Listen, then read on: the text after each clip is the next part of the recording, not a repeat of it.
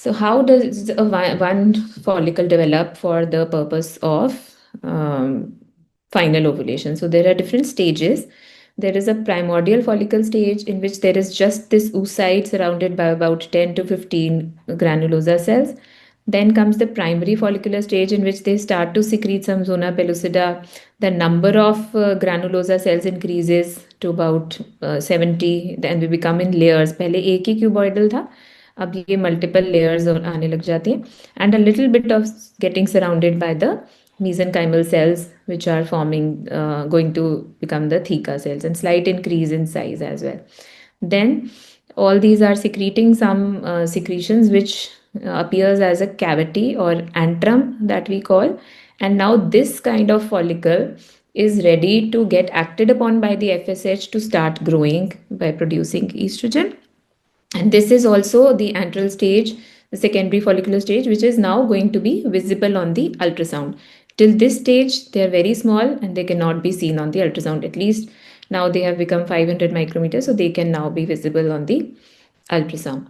Then the tertial, the mature, where as it keeps growing, it gets more and more granulosa cells. The theca cells divide into two types of layers, the theca interna, theca externa. It becomes more vascular, gets more receptors. Then the oocyte gets surrounded by its cumulosophorus, and the cavity starts enlarging. And this is the enlargement that we see on the ultrasound. And this mature follicle may be around 2 centimeters, 20 mm. So this is what we see, right? And then the one which has become dominant, the tertiary follicle, now it will be ready for ovulation. So this is the ultrasound picture of a mature vesicular follicle or the Graafian follicle. And we know this is currently arrested in the diplotin stage of meiosis 1, right? So here it is still arrested. When ovulation occurs, as when it is getting released, it will secrete it will complete the first meiotic division and release the first polar body, then get arrested in the metaphase of second meiotic division, right? And after releasing this, the rest of the granulosa cells, the luteinized granulosa cells and the theca cells and all, they become the corpus luteum, okay? And on ultrasound, it is a visible like this.